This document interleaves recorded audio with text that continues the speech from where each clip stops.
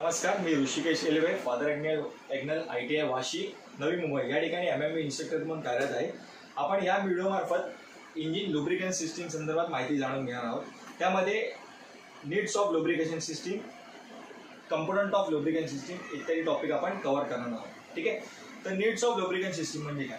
ते इंजिनमध्ये आपण आपल्याला लुब्रिकेशन सिस्टीम का गरजेची आहे आणि ती का करावी आणि कोणत्या पद्धतीने करावी या संदर्भात आपण माहिती घेत आहोत. ओके.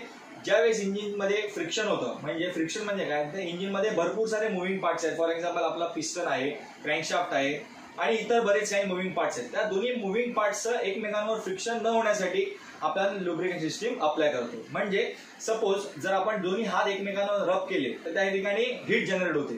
तसंच आपल्या इंजिनमध्ये सुद्धा मुव्हिंग पार्ट आहेत, ते एकमेकांशी त्यांचं फ्रिक्शन झाल्यामुळे तिथे हीट जनरेट होणार आणि हे जे मेटल पार्ट आहेत ह्यांचं जर टेम्परेचर वाढलं तर ते पार्ट काय होणार, एक्सपांड होणार आणि हे पार्ट जर एक्सपांड झाले तर आपले इंजिन हे सीज होण्याचे चान्सेस असतात.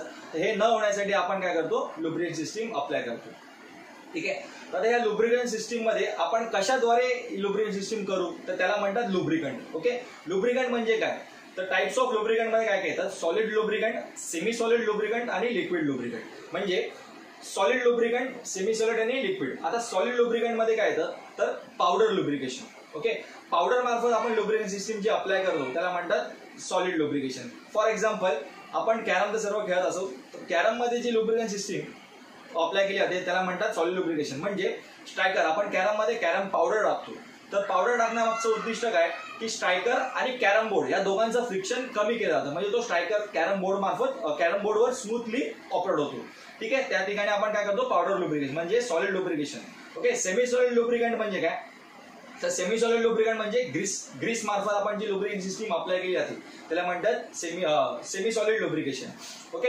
म्हणजे आपला जो डोअरचा लॅच आहे किंवा सायकलची चेन आहे त्या चेन मध्ये आपण ग्रीस अप्लाय करतो किंवा डोअरच्या लॅच मध्ये आपण ग्रीस अप्लाय करतो. त्यामार्फत आपण काय करतो, त्याची लुब्रिकेशन सिस्टीम वापरण्यात येते. ठीक आहे. थर्ड आहे लिक्विड लुब्रिकेशन. लिक्विड लुब्रिकेशन म्हणजे काय, तर ऑइल मार्फत आपण जी लुब्रिकेशन सिस्टीम अप्लाय करतो किंवा जी वापरण्यात येते त्याला म्हणतात लिक्विड लुब्रिकेशन. फॉर एक्झाम्पल आपल्या इंजिनमध्ये जी आपण लुब्रिकेशन सिस्टीम वापरतो त्याला म्हणतात लिक्विड लुब्रिकेशन. ओके. म्हणजे आपण ऑइल मार्फत आपल्या ज्या इंजिनचे जे मुव्हिंग पार्ट आहेत त्यांचं सगळ्यांचं लुब्रिकेशन आपण करतो. ओके. तर आता आपण लिक्विड लुब्रिकेशन संदर्भात माहिती घेऊया. आता आपल्या इंजिनमध्ये लिक्विड लुब्रिकेशनसाठी कोणते कोणते कंपाऊंड आपण वापरतो त्या ठिकाणी त्या संदर्भात थोडी माहिती घेऊ. आपण खालून चालू करूया. बॉटमला ऑइल सम्प, त्यानंतर oil strainer, oil filter, oil pump आणि ऑइल गॅलरीज. मी पुन्हा एकदा रिपीट करतो. Oil sump, oil strainer, oil filter, oil pump आणि ऑइल गॅलरीज. ओके. इत्यादी कंपाऊंड आपण काय करतो, लुब्रिकेशन सिस्टीम मध्ये अप्लाय केले जातात. ओके. ऑइल सम्प म्हणजे काय, तर आपण जे लिक्विड आहे जे आपण ऑइल वापरतोय ते ऑइल खाली ड्रेन न होण्यासाठी, ऑइल खाली पडू नये त्यासाठी इंजिनच्या खालच्या साईडला एक भांड्याचा आकार असतो, म्हणजे एक भांड बसवलेलं असतं त्याला म्हणतात ऑइल सम्प. म्हणजे जे ऑइल आहे ते पूर्णतः त्या ऑइल सम्प मध्ये काय होतं, जमा होतं.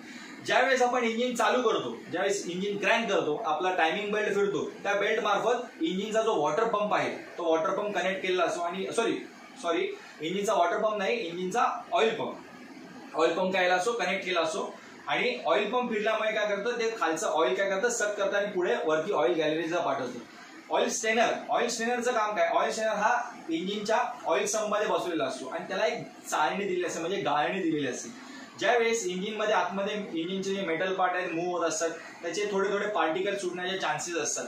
आता हे जे पार्टिकल्स आहेत ते ऑइल सम्प मध्ये खाली जमा होतात. ज्यावेळेस ऑइल पंप फिरतो तो ऑइल काय करतो, सक करतो, त्यावेळी हे मेटलचे पार्ट आहेत ते पुन्हा वरती जाण्याचे चान्सेस असतात.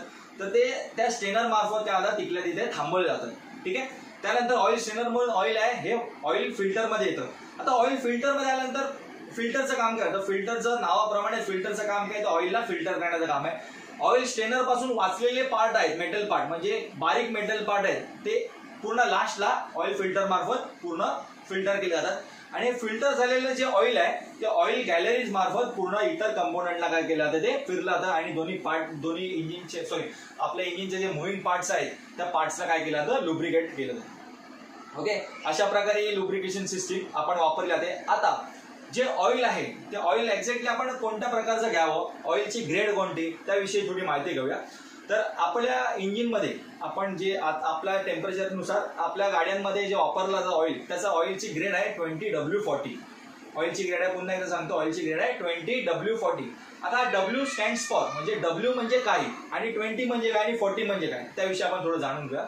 तर W म्हणजे वेदर, W म्हणजे वेदर, आपला ॲटमॉस्फिक वेदर किती आहे.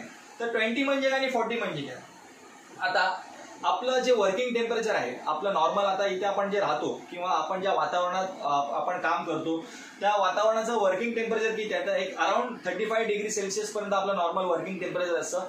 त्यामुळे 40 म्हणजे काय, जास्तीत जास्त टेम्परेचर किती, तर 35 पर्यंत, म्हणजे आपलं नॉर्मल टेम्परेचर हे 40च्या अबाव जात नाही. त्यामुळे या टेम्परेचरला ऑइल आहे हे बरोबर व्यवस्थित आपलं काम करू शकतं, म्हणजे ऑइल गरम होऊ शकत नाही. 35 डिग्री पर्यंत ऑइल चांगलं काम करू शकतं. आणि 20 म्हणजे काय, तर आपलं नॉर्मल इकडलं वर्किंग म्हणजे मिनिमम टेम्परेचर किती आहे, तर जास्तीत जास्त आपलं टेम्परेचर कमी किती होतं, ते 21 डिग्री पर्यंत कमी होतं. ठीक आहे. त्यामुळे आपलं 20 डिग्रीच्या खाली आपलं कधी टेम्परेचर जात नाही आपल्या वातावरणाचं. त्यामुळे ऑइल घोटण्याचे चान्सेस कमी आहेत. त्यामुळे ऑइल घोटू पण शकत नाही आणि ऑइल जास्त गरम पण होऊ शकत नाही. त्यामुळे त्याची वेस्कोसिटी काय होत लागते, वेस्कोसिटी मेंटेन राहू शकते. त्यासाठी आपण हे 20W40 ग्रेड असलेलं आपण ऑइल वापरतो. जर ऑइल जास्त गरम झालं तर काय तोटे आहेत, ऑइल जास्त थंड झालं तर काय तोटे आहेत.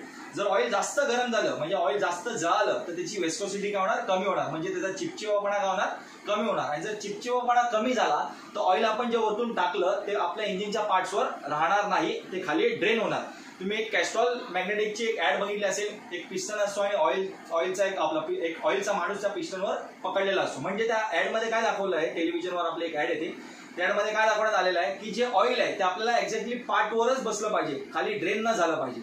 म्हणून आपण 35 डिग्री पर्यंतचं ऑइल वापरलं म्हणजे त्या ग्रेडचं 20W40 डिग्री या ग्रेडचं आपण ऑइल काय करतो, वापरतो. 20 म्हणजे काय, हे ऑइल आहे हे जास्तीत जास्त गोठू शकत नाही. जर ऑइल गोठलं तर ते लुब्रिकेट करणार नाही. त्यामुळे आपण या ग्रेडचं आपण ऑइल वापरतो. ग्रेड म्हणजे काय की त्याची viscosity, grade stands for oil viscosity, म्हणजे ऑइल जितकं चिपचिप असेल, जितकं ऑइल सिंथेटिक असेल तेवढं आपल्या इंजिनसाठी ते चांगलं आहे. तर आता या व्हिडिओ मार्फत आपण बेसिक्स ऑफ लुब्रिकेशन सिस्टीम शिकलो आहोत. आय होप तुम्हाला हे कळालं असेल. पुढे अशाच आपण व्हिडिओज बनवू इतर नवीन सिस्टीमवर. थँक्यू.